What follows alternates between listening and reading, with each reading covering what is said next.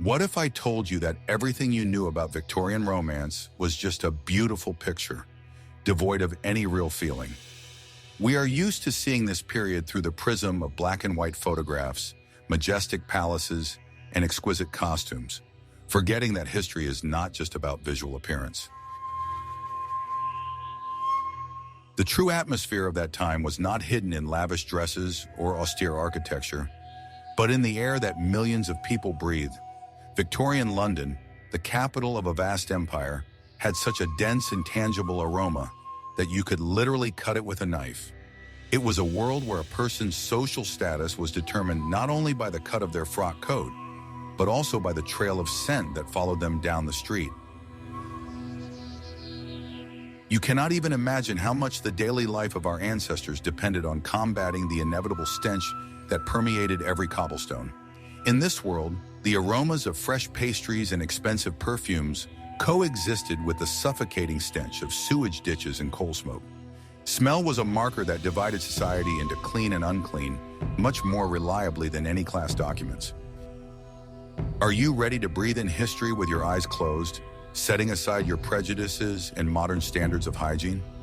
Watch the video to the end, and you will learn how a single smell changed the architecture of London and forced Parliament to pass a law that saved thousands of lives.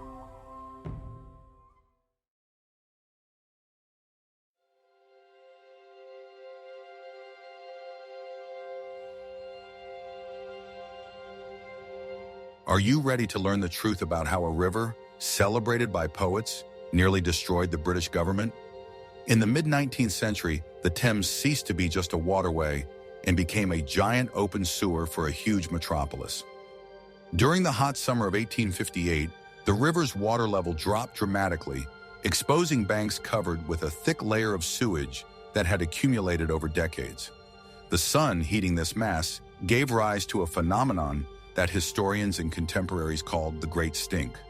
The smell was so monstrous and pervasive that it paralyzed life in the very heart of the empire's political power. Parliamentarians sitting in the newly rebuilt Westminster Palace found themselves at the epicenter of this environmental disaster. Work in the meeting rooms became physically impossible, as the stench penetrated any barriers and caused bouts of nausea even in the most stoic gentlemen. The windows of the building had to be covered with heavy curtains soaked in bleach, but even this measure brought only temporary and slight relief. The smell penetrated the fabric, the paper of documents, hair, and clothing, becoming a constant companion of legislators. The situation became so acute that serious consideration was given to moving the Parliament from London to a cleaner place, away from the poison river. The newspapers of the time were full of cartoons depicting death floating in a boat on the Thames amid garbage and fumes. It was not just an unpleasant smell, but a real threat, as the theory of miasmas prevailed at the time, according to which diseases were transmitted through bad air. Fear of epidemics carried by the wind from the river forced action faster than any political debate. It was this unbearable stench that became the catalyst for the start of the most ambitious engineering project of the era, the construction of the London sewer system. Engineer Joseph Bazalgette proposed a bold plan to create a system of underground tunnels that would intercept sewage before it reached the river within the city limits. It was a decision dictated not by aesthetics, but by a basic desire to survive and breathe relatively clean air. The grandiose construction project changed the appearance of the embankments, hiding the foul-smelling streams deep underground in brick collectors. However, while the construction was underway, residents had to resort to various tricks to somehow brighten up their existence.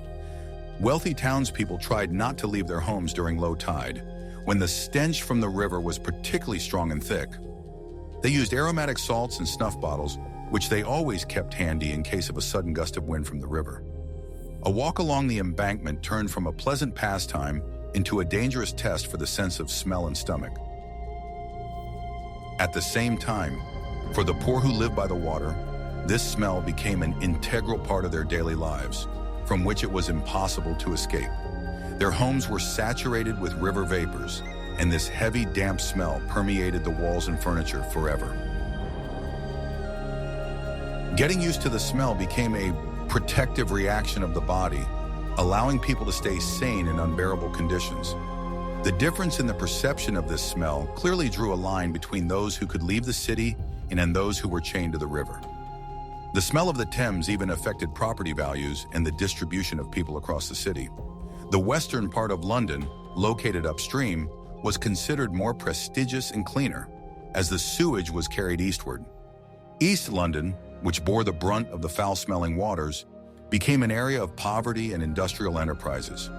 The wind rose and the river's current dictated the social geography of the capital more harshly than any laws. Even royalty was not immune to this disaster when taking boat trips on the Thames.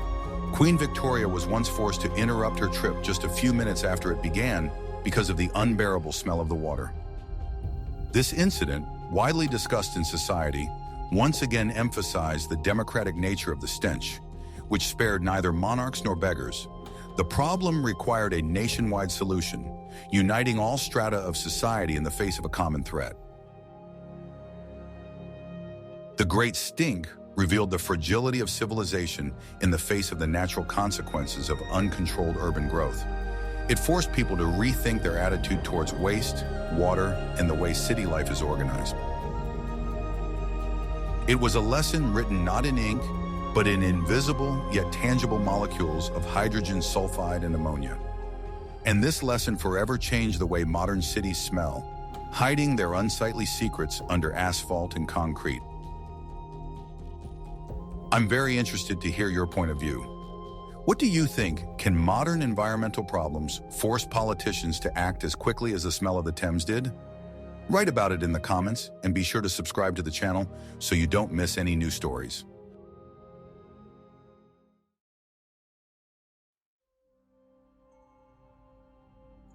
Guess how long it took for coal dust to cover the lungs of every Londoner with an even black layer?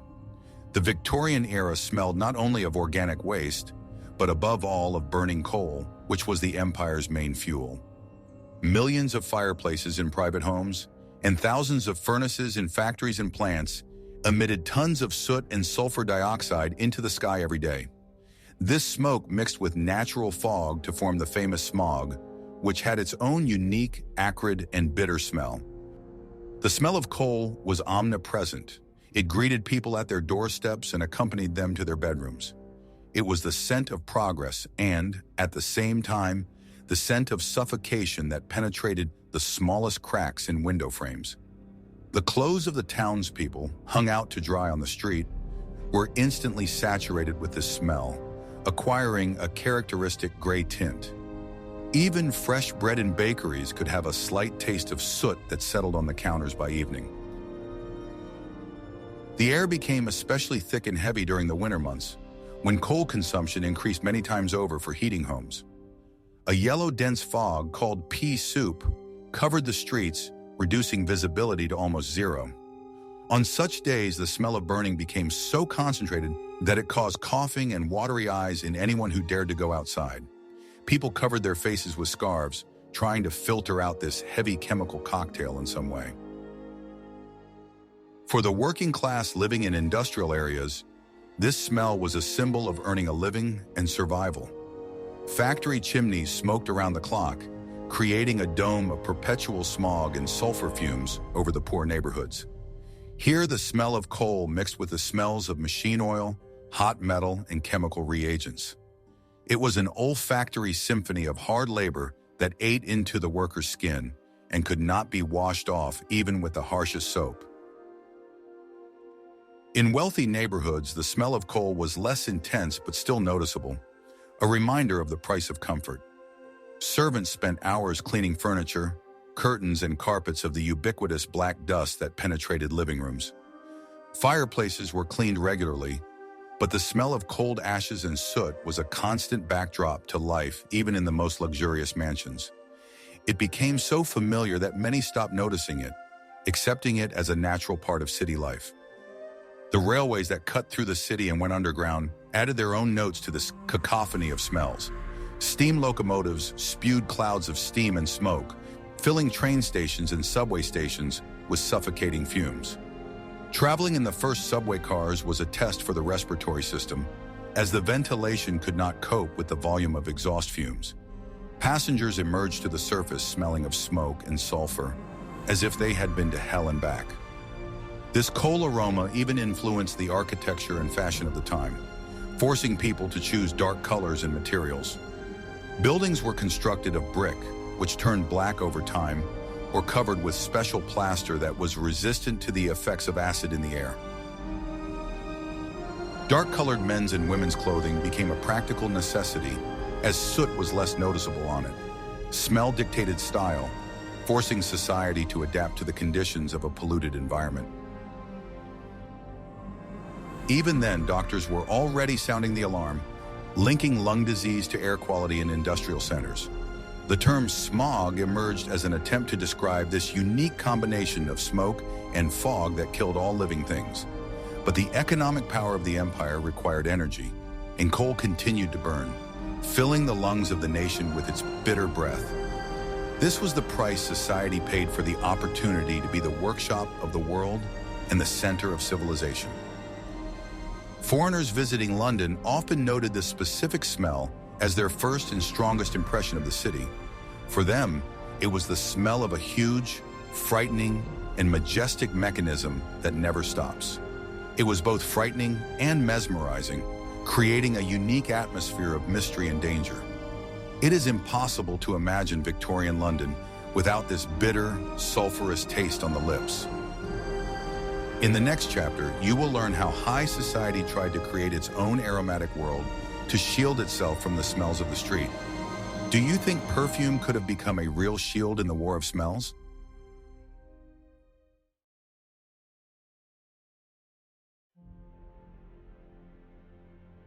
Want to know a secret that will change your perception of Victorian fashion and etiquette? In a world where the streets smelled of coal and sewage, a pleasant scent became not just a cosmetic product, but a real weapon and social shield. Wealthy people used perfumes and aromatic products to create an invisible barrier between themselves and the smelly masses, emphasizing their status. The scent of cleanliness, flowers, and expensive essences was as important an attribute of an aristocrat as a title or ancestral estate.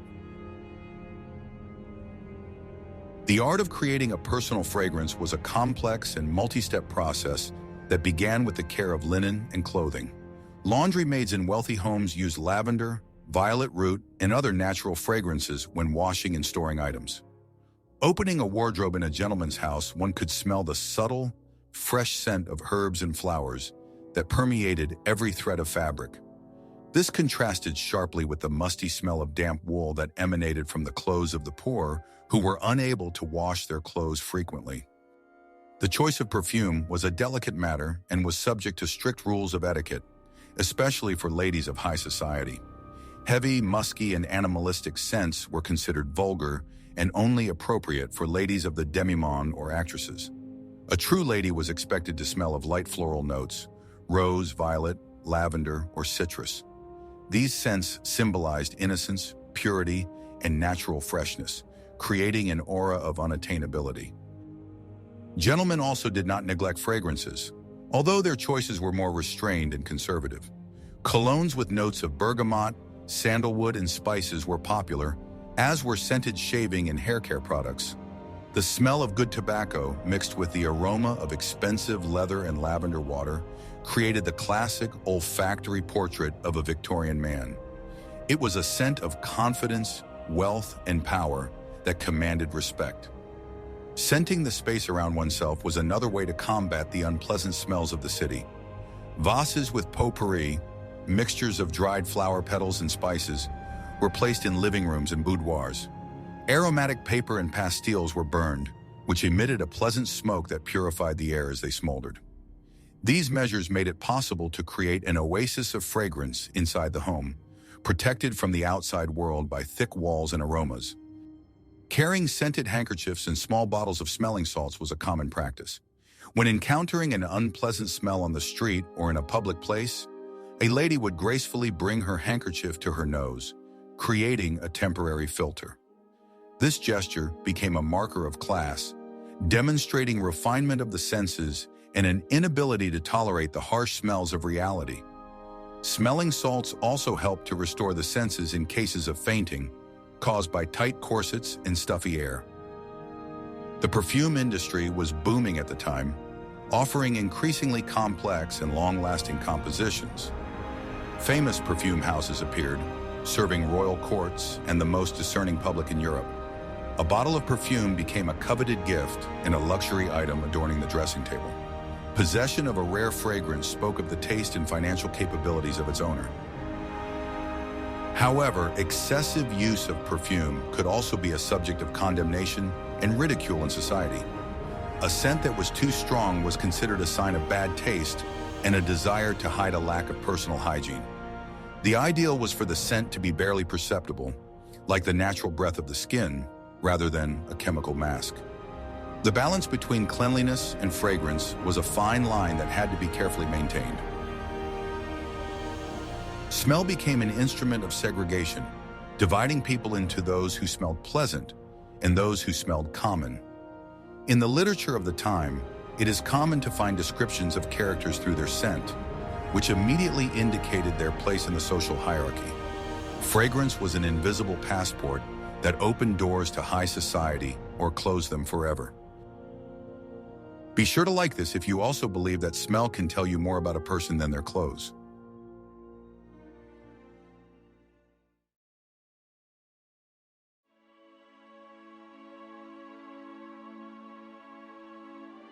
What if everything you were taught about the Industrial Revolution left out one important but foul-smelling detail? The industrial boom of the Victorian era brought with it completely new smells of chemical production, previously unknown to mankind. Cities were surrounded by a ring of factories, each contributing to the stifling atmosphere and creating unique aromatic zones. Residents of areas adjacent to factories were forced to breathe air saturated with acidic vapors, ammonia, and decaying organic matter. One of the most foul-smelling industries was tanning, which was necessary for the army, transport, and fashion. The process of tanning hides involved the use of urine, dog feces, and rotting skins, which created an unbearable stench for miles around. The Bermondsey tanneries in London were notorious for their smell, which took the breath away from anyone unaccustomed to it. The workers at these factories were so saturated with the smell that they were shunned even in the cheapest pubs. The production of soap and candles, ironically intended to bring cleanliness and light, was itself a source of terrible odors. The boiling of animal fat lard, the collection of bones, and the use of alkali were accompanied by nauseating fumes. Large soap factories emitted thick, greasy smoke into the atmosphere, which settled on the roofs and clothes of residents in neighboring streets. This sweetish, putrid smell was the hallmark of many industrial suburbs. Brick factories, which burned garbage and low-grade coal in their kilns, added acrid sulfuric smoke to the atmosphere. Mountains of ash and slag grew around London, also emitting a distinctive smell of burning and dust. The construction boom required millions of bricks, and the price of this demand was measured by the quality of the air that workers and their families breathed. The wind carried this dust throughout the city, reminding people of the never-ending construction. Chemical plants producing dyes, fertilizers, and acids were perhaps the most dangerous sources of pollution. Yellow smoke, saturated with chlorine and sulfur, destroyed vegetation around the factories and corroded people's lungs. The smells from these factories were sharp, metallic, and caused instant irritation to the mucous membranes. These were the smells of death in progress, woven into a single suffocating tangle. Breweries and distilleries, although they smelled more natural, also contributed to the city's bouquet. The smell of fermenting wort, hops, and yeast was thick and heavy, especially in warm weather. It mingled with the smells of stables, which were often located next to breweries for the delivery of finished products. In some areas, this smell was dominant, even overpowering the smell of coal smoke. A specific smell also came from gas works that produced lighting gas for streets and houses. The process of gasifying coal was accompanied by emissions of ammonia, sulfur, and tar, creating an exclusion zone around the plants. The land around such enterprises was saturated with toxic waste, which continued to smell for decades. Gas lighting made the city brighter at night, but the air dirtier. The working-class neighborhoods themselves, pressed close to the factory walls, were a labyrinth of smells of poverty and overcrowding. The lack of sewage systems, cesspools in the courtyards, and mountains of rotting waste created a constant backdrop to the life of the proletariat. Here, chemical odors mixed with biological ones, creating an atmosphere in which disease spread at lightning speed. These aromas clearly marked the territory, separating industrial areas from middle-class residential neighborhoods. The wind from the east, carrying the smells of factories into the city center, was perceived as an invasion of chaos and disease into the orderly world of the bourgeoisie. People tried to settle in such a way that the prevailing winds carried the smoke and the stench away from their homes. The smells of industry became a symbol of the era, a reminder that the nation's wealth was forged in dirt and smoke. They were the inevitable price to pay for cheap goods, affordable clothing, and building materials. Do you think modern city dwellers could endure even a single day in the atmosphere of an industrial area of that time?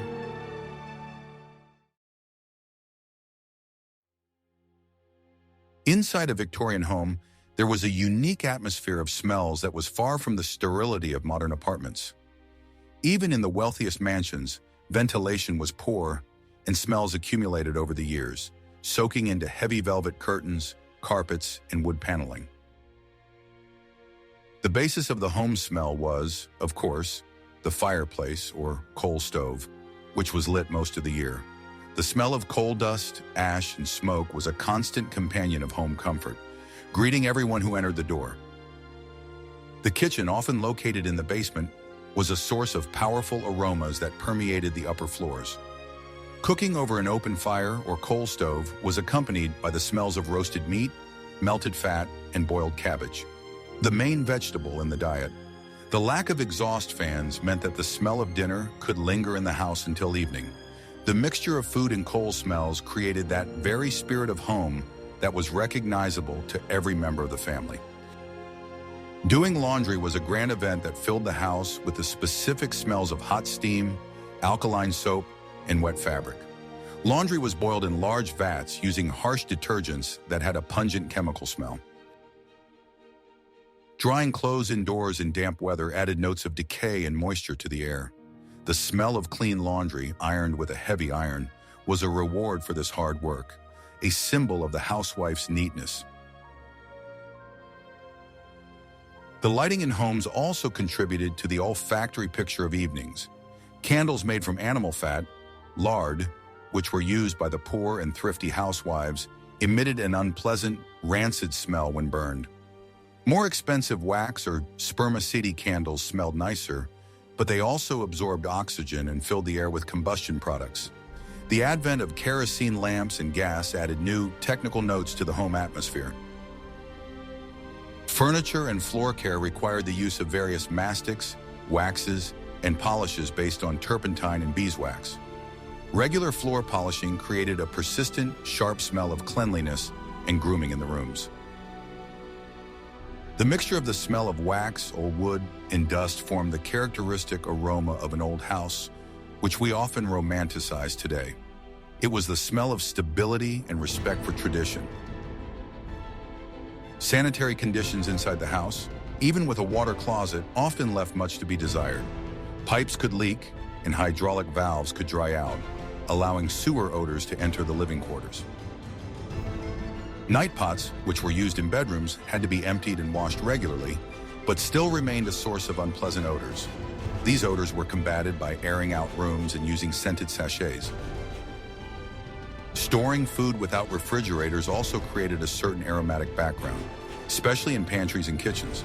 The smell of smoked meats, pickles, cheese, and apples stored for the winter mixed with the smells of dried herbs and spices. During the warm season, combating food spoilage and unpleasant odors was a daily concern for the servants. The use of vinegar and salt for preservation added its own sour notes. In the bedrooms, where the windows were often kept closed for fear of the night air, The air was stuffy and heavy. The smells of sleep, unwashed bodies, people did not wash as often as they do now, and worn clothing created an intimate but stuffy atmosphere. Using lavender under the pillow or in the linen closet helped to freshen up the bed a little. Morning airing was a mandatory ritual to expel the night spirits. The presence of pets, dogs, and cats also added their own nuances to the palette of household smells. Wet fur after a walk, the smell of food, and the lack of modern litter made the presence of animals noticeable to the nose. However, the Victorians' love for their pets outweighed these inconveniences. Animals were part of the family, and their smell was part of the smell of home. Thus, the Victorian home was filled with a rich mixture of natural, domestic, and technical aromas. It was a living, breathing organism that smelled of labor, food, warmth, and life in all its manifestations.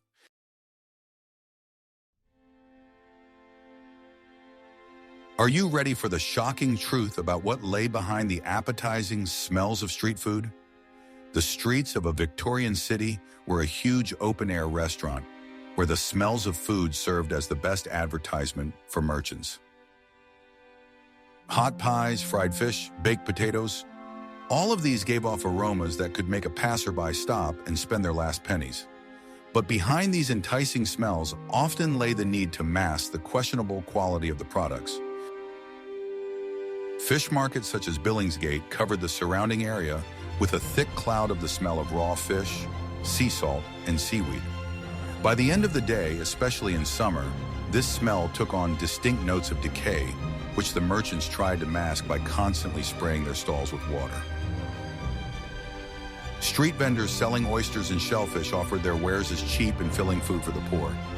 The smell of vinegar and pepper, which were generously sprinkled on the shellfish, was intended not only to improve the taste, but also to mask the lack of freshness. Coffee stalls, which opened early in the morning, filled the cold morning air with the aroma of hot coffee, tea, and chicory. This smell was a symbol of warmth and cheerfulness for workers rushing to their shifts. It was mixed with the smell of toasted bread with butter, creating a cozy island amid the dampness and fog. For many, it was the only hot breakfast they could afford. The meat stalls exuded a heavy, sweetish smell of raw meat and blood, mixed with the smell of sawdust sprinkled on the floor. In the absence of refrigerators, meat began to spoil rather quickly, and butchers used various tricks to sell their goods. Marinating, smoking, and heavy use of spices helped extend the life of the products and create new, appealing aromas. The smell of smoked bacon or sausages was one of the most appetizing on the market. Fruit and vegetable stalls brought notes of freshness, decay, and fermentation to the street symphony. The smell of seasonal apples, pears, and plums mingled with the smell of rotten cabbage and potatoes thrown aside. In summer, the smell of strawberries and cherries could momentarily transport city dwellers to an imaginary garden, far from the urban grime. But by evening, the piles of vegetable waste began to emit a sour, rotten smell. Bakeries were real beacons in the sea of city smells, spreading the aroma of freshly baked bread and yeast around them. This smell was associated with satiety, home, and security, attracting both customers and hungry vagrants. However, even here, additives such as alum or chalk were used to whiten flour, which could give it a specific taste and smell. Street vendors selling roasted chestnuts in winter created clouds of warm, nutty aroma with a hint of smoke around their braziers. It was the smell of Christmas and celebration, available to everyone for a couple of coins. Hot chestnuts warmed hands and delighted stomachs, providing a small respite from the piercing cold. Their aroma could even temporarily overpower the ubiquitous smell of coal smoke. Shops selling pickles and marinades, popular in poor neighborhoods, smelled sharp and sour. Vinegar, mustard, onions, and spices. Pickled eggs, cucumbers, onions, and fish were cheap snacks that kept for a long time and had a bright flavor. This sour smell was the smell of cheap food that brightened up the poor man's meager diet. It permeated clothes and homes in working-class neighborhoods. Confectionery shops attracted customers with the smells of sugar, vanilla, chocolate, and molasses, contrasting with the harsh smells of the street. However, cheap sweets were often colored with poisonous substances that were odorless but deadly. The sweet, cloying aroma of cheap candy could hide a chemical threat. But for children, it was the smell of paradise. In the next chapter, you will learn about a smell that struck terror into people's hearts because it was a harbinger of invisible death and, at the same time, a hope for salvation. What do you think medicine smelled like at that time?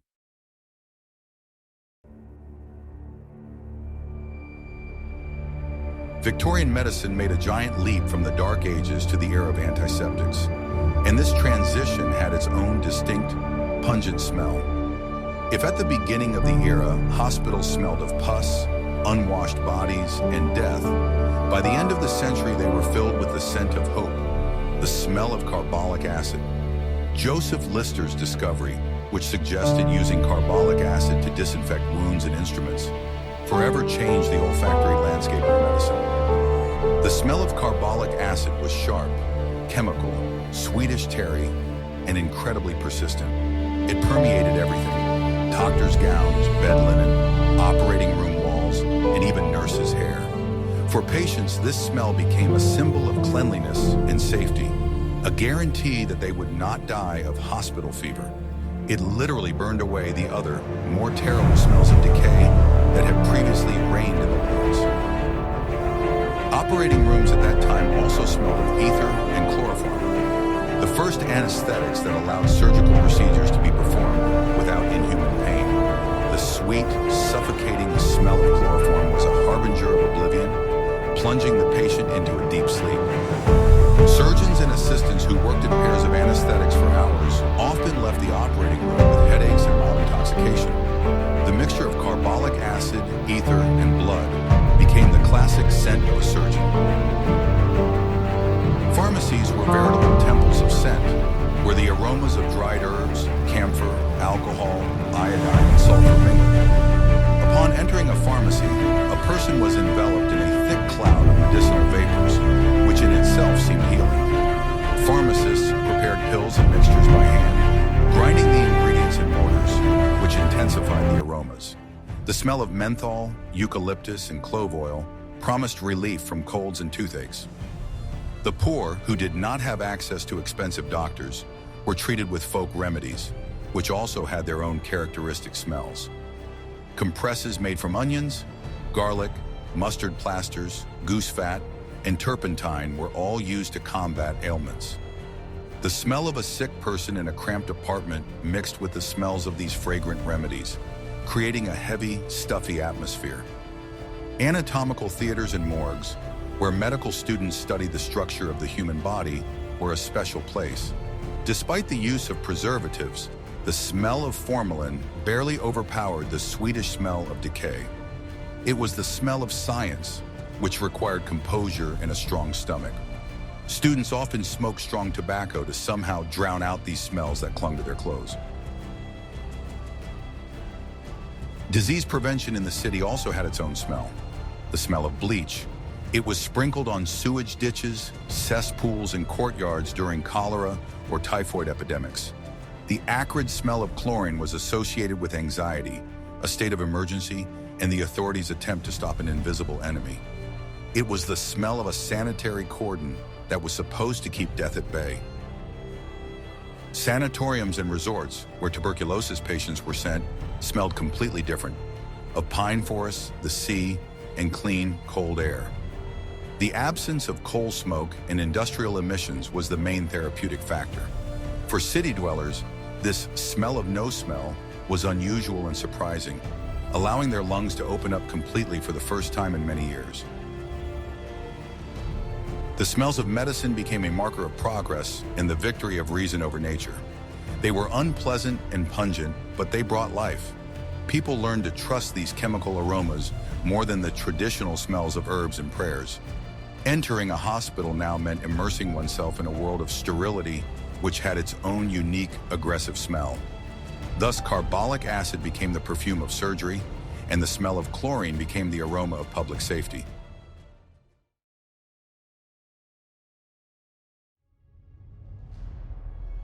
The advent of the subway was a marvel of engineering, but for the noses of the first passengers, it was a real test of endurance. The first lines of the London Underground were served by steam locomotives that ran on coal and emitted smoke directly into the tunnels. Despite the presence of ventilation shafts, the air underground was thick, hot, and saturated with sulfur gas. Descending into the station was like descending into the underworld, where it smelled of burning, hot metal, and machine oil. The platforms were shrouded in a perpetual fog of steam and smoke that stung the eyes and caused a sore throat. Passengers waiting for trains were forced to breathe this mixture, which settled as soot on their faces and clothes. The smell of the subway was so distinctive and persistent that you could smell it on someone who had just come out of the subway.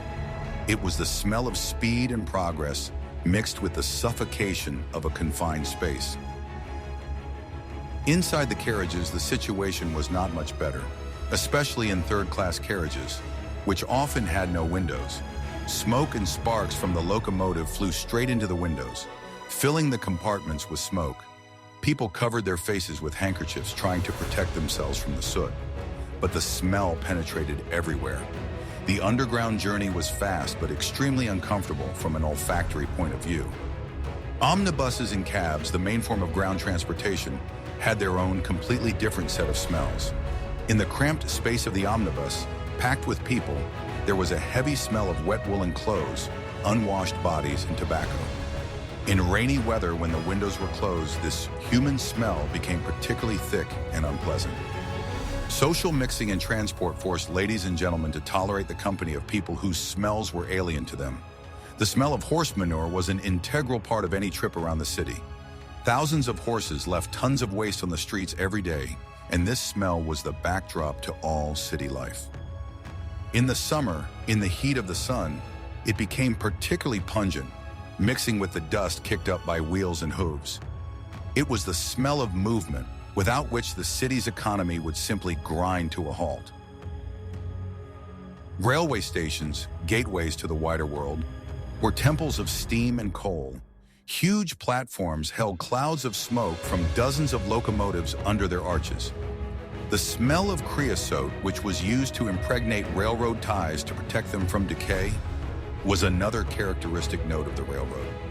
This pungent, resinous aroma was forever associated with travel, farewells, and new horizons. For wealthy travelers, there were separate first-class compartments, where plush and leather upholstery created a more pleasant atmosphere. Here it smelled of expensive cigars, perfumes, and leather suitcases. But even here, the ubiquitous smell of locomotive smoke penetrated, reminding them of the power that was carrying them forward. Class division was an attempt to buy the right to breathe cleaner air.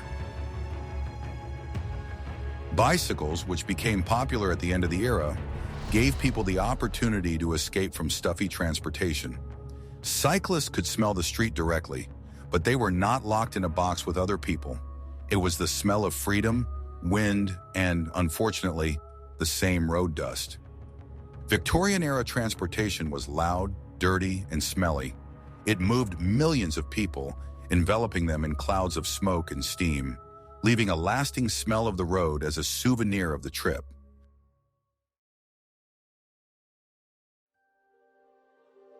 Schools, workhouses, prisons, and shelters, all these institutions had their own unique, official smell that could not be confused with anything else.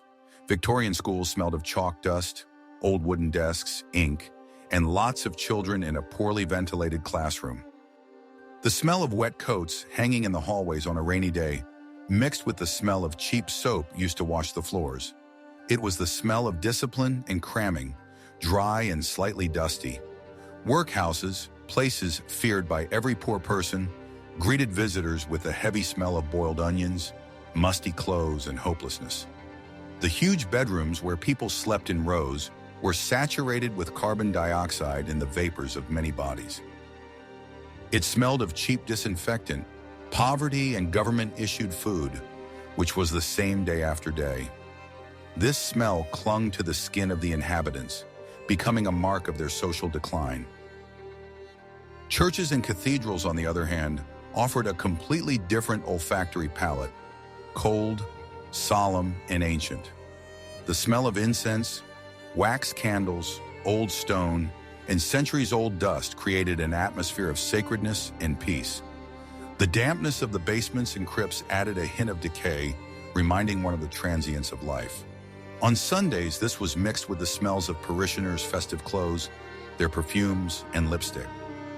Libraries and reading rooms smelled of old paper, leather bindings, glue, and silence. It was a noble, dry aroma of knowledge. Prized by intellectuals, the smell of dust dancing in the rays of light coming through the tall windows created a feeling of time standing still. Here, the air seemed thinner and cleaner than on the noisy streets. Theaters and music halls were places where a wide variety of smells concentrated, from expensive perfumes in the boxes to the smell of beer, tobacco, and oranges in the gallery. Gas lighting in theaters burned oxygen heavily and added the smell of gas and heat to the air. By the end of the performance, the hall became stuffy, and the mixture of aromas from the audience became thick and heavy. Behind the scenes, there was the smell of makeup, powder, glue for decorations, and dusty costumes. Pubs and taverns were a realm of smells of spilled beer, sawdust on the floor, tobacco smoke, and fried food. It was a thick, masculine spirit, saturated with alcohol fumes and the sweat of workers after their shift. Each establishment had its own aged smell, which had been absorbed into the wooden walls over decades. It was the smell of relaxation, oblivion, and noisy conversation. Fabric and haberdashery shops greeted customers with the smell of new materials: wool, cotton, silk, starch, and dyes. The smell of new things was the smell of promise, transformation, and small happiness. Grocery stores smelled of spices, tea, coffee, and cheese, the rich, rich aroma of colonial trade. The mixture of these smells created the unique atmosphere of Victorian shopping. Courts and law offices smelled of ink, sealing wax, parchment, and old furniture. It was the austere official smell of bureaucracy and law. Dusty archives stored the smell of millions of documents, human destinies captured on paper. Here the air was dry and still, like the laws themselves. Public baths and laundries, which appeared in response to unsanitary conditions, smelled of hot steam, soap, and bleach.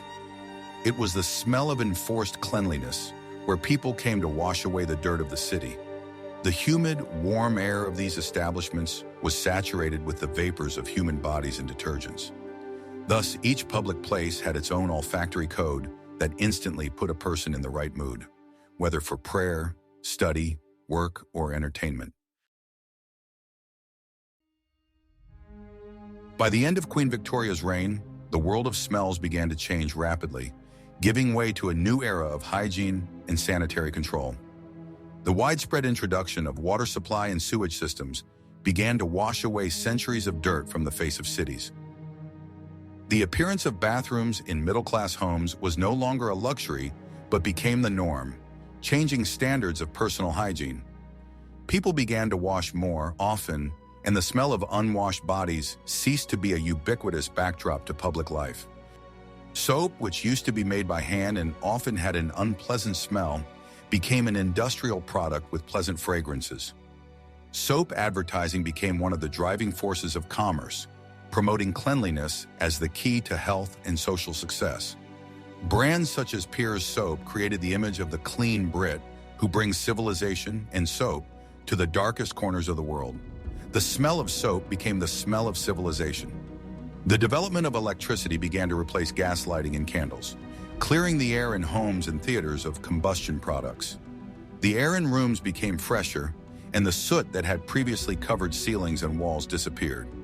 Electric trams and subway trains began to replace smoky steam locomotives, making travel more comfortable for the sense of smell. The city began to breathe more freely, freeing itself from the suffocating grip of coal. Improvements in food storage technology, the advent of the first refrigerators, and factory-produced canned goods reduced the amount of spoiled food on tables and in markets. The smells of rot and decay gradually receded under the onslaught of cold temperatures and airtight packaging. Sanitary inspectors began to monitor food quality more strictly, finding negligent merchants. Markets became cleaner and more organized. Medicine finally recognized the importance of sterility, and the smell of disinfection became the norm not only in hospitals, but also in public toilets and train stations. The fight against germs became an obsession of the era, and the smell of strong chemicals was perceived as reliable protection. Chlorine, carbolic acid, and alcohol became the main guardians of the nation's health. The fashion for heavy fabrics, velvet, and multi-layered skirts, which collected dust and odors, began to give way to lighter and more practical materials. Clothes were washed more often and became simpler and more hygienic. Men began to cut their hair short and shave their beards, which also contributed to cleanliness in the absence of odors. The appearance of city dwellers became more neat and odorless. However, along with the dirt and stench, part of the unique atmosphere of the old world was also disappearing. The city was losing its animal essence, becoming more sterile, predictable, and mechanical. The smells of horses, hay, smoke, and leather gave way to the smells of gasoline, rubber, and asphalt. The 20th century was dawning with its new industrial aromas. The Victorian era went down in history as a time when humanity realized the power of smell and began a conscious war for clean air. It was a battle won by engineers, doctors, and chemists who were able to harness the forces of decay. We, the descendants of that era, live in a world that was built on the foundation of that victory. But even now, walking through the old streets of London on a rainy day, you can sometimes catch that same faint smell of wet brick and coal, a ghost of the Victorian past. It reminds us of how far we have come from the great stink to modern standards of living. History smells not only of library dust, but also of the real lives of millions of people who fought for their dignity. We will never be able to fully recreate that aromatic landscape, and perhaps that is for the best. But understanding what our ancestors breathed brings them closer and makes them more understandable to us, living in a world of deodorants and air conditioners. We have come a long way through the streets, living rooms, and factories of the past, inhaling the scents that shaped the life of an entire era. From the unbearable stench of the Thames to the subtle scent of violets on a lady's lace handkerchief, each smell was a storyteller, a marker of status, and a silent witness to human drama. We saw how smells could kill and save, divide society and unite it in the struggle for survival. The Victorian era turned out to be not a black and white picture, but a complex, multi-layered world filled with the rich and pungent aromas of reality. Now that you know what history really smelled like, you may look at costume dramas and Dickens novels in a different light. Behind the outward glamour and etiquette, there was always a struggle for the right to breathe clean air, a struggle with nature and with the consequences of one's own progress. This olfactory experience is an important part of our collective memory, a reminder of the price of comfort that we take for granted today. What do you think about this fragrant story? Would you like us to explore the sounds of the past or perhaps the tastes of other historical eras in the future? Be sure to write your suggestions in the comments because you are the ones who set the direction for our research. And of course, don't forget to subscribe to the channel and click on the bell so you don't miss new dives into forgotten worlds.